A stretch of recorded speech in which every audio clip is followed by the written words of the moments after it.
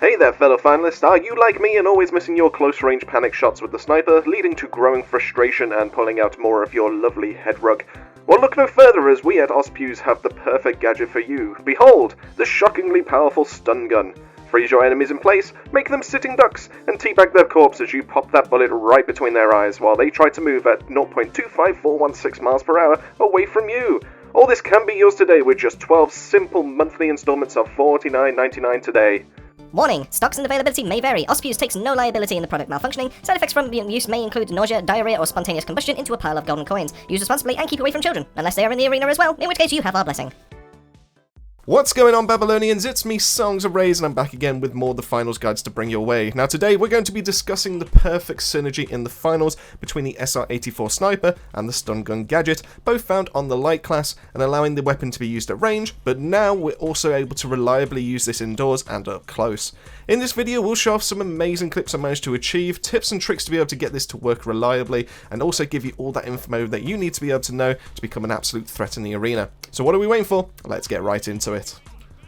So let's start this all off with the star of the show, the weapon we want to take in and start chunking our way through our opponents. The SR-84 sniper rifle is widely overlooked in the arena due to a couple of factors, with fights tending to be close range most of the time and the weapon struggling to take down opponents in a direct firefight due to how their slow rates of fire and the damage enough to only take down one of the classes in a single shot, and even then at a headshot. Now, with the current meta geared towards medium and heavies, it's hard to justify a sniper on the field in most compositions, especially when it could be better utilised with another medium with support, or even a heavy with some bulk and damage to boot. So before I talk about how I might be able to change your mind on this, let's dive into the basics of the rifle first. Damage-wise, the SR-84 does 115 damage per shot, with a 2x multiplier on hitting that headshot, doubling itself all the way up to 230. Now this packs more than enough to delete fellow light classes, instantly deleting them with a single headshot, leaving them with 35 health on a body shot. Now what's important to note on this damage value is that this does leave the light class in range of a quick melee finish, as this will do 40 damage by itself, so up close, don't go for the head if you can't do it, just land that body shot and go in for the finish. Now medium class wise, it will take 3 body shots to be able to get that down, but interestingly, due to the 230 damage on a headshot, the medium will survive with 20 health, which once again leaves them in range of a quick melee finish. Now if you do this up close and you time this right, this can result in an instant kill if you're within breathing distance, and we'll come back to the medium's remaining HP later when we're going to be looking at our gadgets, but lastly, we might as well cover the heavy class, which can body a lot of the shots for the SR-84. So it's best to engage at range 9 times out of 10, just due to what the heavy does manage to rock in when it comes to their weaponry. Now 4 body shots will take down the mammoth, with 2 consecutive headshots needed for the fastest way to take them out. It's worth noting that while the medium can be taken down with a headshot and 1 other shot anywhere on the body, the heavy survives a headshot and 1 body shot by 5 whole hit points. Now as you can tell, against medium and heavy classes, residual damage can really play a key part in mopping up the opposition, and that's where we're going to play around with this with the gadgets of choice.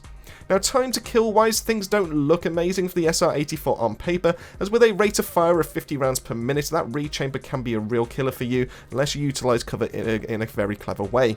Now numbers wise for body shots, light classes are felled in 1.2 seconds, mediums in 2.4 and heavies in 3.6. For comparison, out of the 21 weapons that are currently available in the finals, we are not including the RPG, and that technically that would be top of the pile, only 2 of these are slower in the category, being the flamethrower and the dagger without backstabs.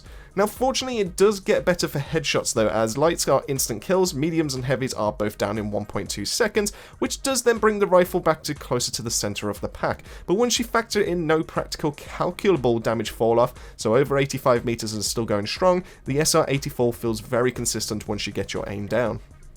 Now all of this is great, but if we can't land our shots, then what's the point? Well, that's a great question. Unfortunately, our chosen gadgets really do help us out with target acquisition and finishing off those wounded animals we are hunting.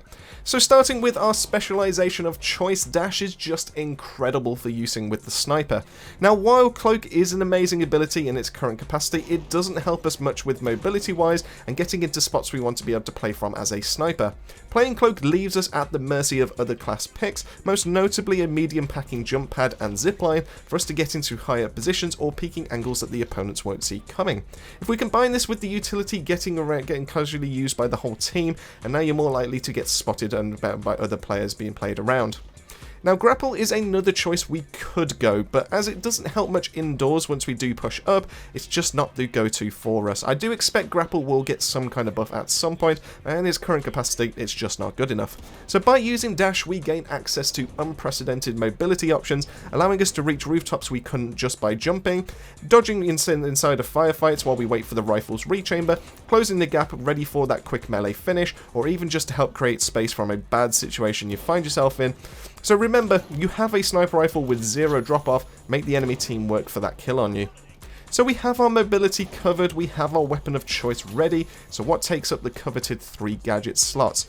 After plenty of testing, I've found that the best combination for all manners of firefights mean that you need an enemy CC, a damaging finisher, and something to help you when things get a little bit crazy and allow you to focus. With this in mind, I've finally settled on the stun gun, the incendiary grenade, and the thermal vision. And yes, I did say the thermal vision. It has a use! Starting with the simplest of answers, the incendiary grenade is a perfect way to mop up those kills when you leave a class with the smallest of health bars. Not only does it help with defending a cash out in a pinch, stopping players from interacting while they slowly cook like a turkey for Christmas, not only is smoke infrequently spotted in the arena so there's no counter to the flames from rising, not only does it explode on contact with a surface, meaning no extra calculations are needed to get this to land where you need it to be able to get that kill, but it also ticks away at a player, obscuring their vision and making it very hard to fight back against you as you watch them panic and run into the open where you're waiting. I don't say this lightly, get it, lightly, but the incendiary grenade may possibly be the best of the best for gadgets when it comes to the avid sniper. Thermal vision is your flex spot in this setup though, but I do think you should consider it before writing it off as unusable. Turning your vision into grayscale and highlighting important objects as bright white against a dark grey background really does help you to be able to spot those targets, line up your shots, especially once you have things in the arena like smoke, gas, flames, and other environmental hazards, or even items just being thrown around and kicking up dust and obscuring vision. But the real winner here, the reason why it's a must pick for me, as it counters the one class that you're weak to, cloaked lights. Now we've discussed how lights are easy picks for you, but the cloak can make it very difficult to locate and land that important shot before they close that gap. With thermal, this is no longer the case, making them a big white hot target on your screen and showing every single move they make, whether they've got the ability on or not.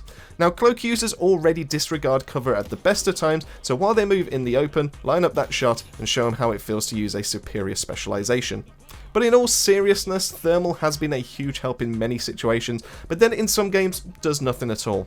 It's also worth noting that thermal only works to a maximum range and doesn't cover the whole map or as far as you can see with the scope.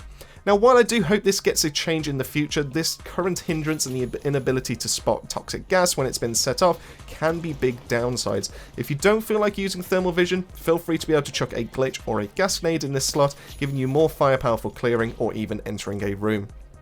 Now I've purposely saved the best for last, but as not only does the stun gun work amazingly as a close range gadget, helping it to escape or even finish them off, but it directly helps the SR-84 for easier close range snipes.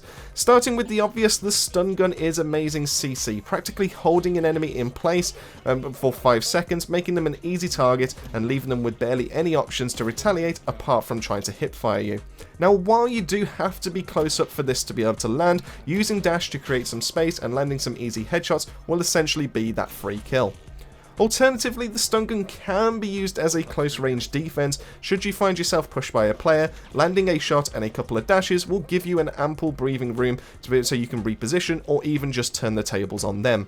We all know how deadly a well-placed stun can be, but what some people aren't aware of is how the stun gun can be used to make your rifle's hipfire perfectly accurate, and it's with this that we can defend ourselves in close range or even push into a cash-out room. How this works is that all weapons, including gadgets, have their own hipfire mechanics inside of the finals, but interestingly on the light class the stun gun is perfectly accurate from the hip, allowing the gadget to land the important shot on the move and then keep going. Now why this is important is that after using the one and done stun gun, the hipfire does not change when it swaps back to the SR-84, allowing us to be able to fire from the hip exactly where we are aiming without the need for the scope.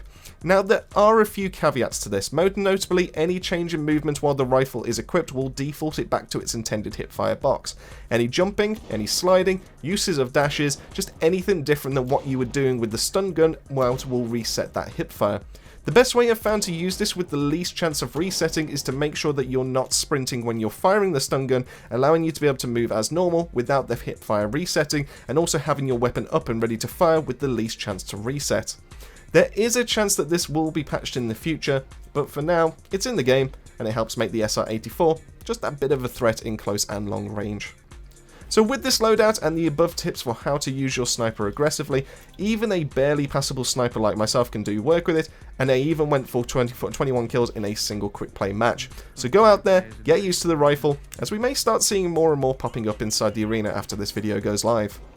But these were just my tips as to why the stun gun is a match made in heaven for the SR-84 users in the arena. So here's where I want to ask you, do you think I missed any tips?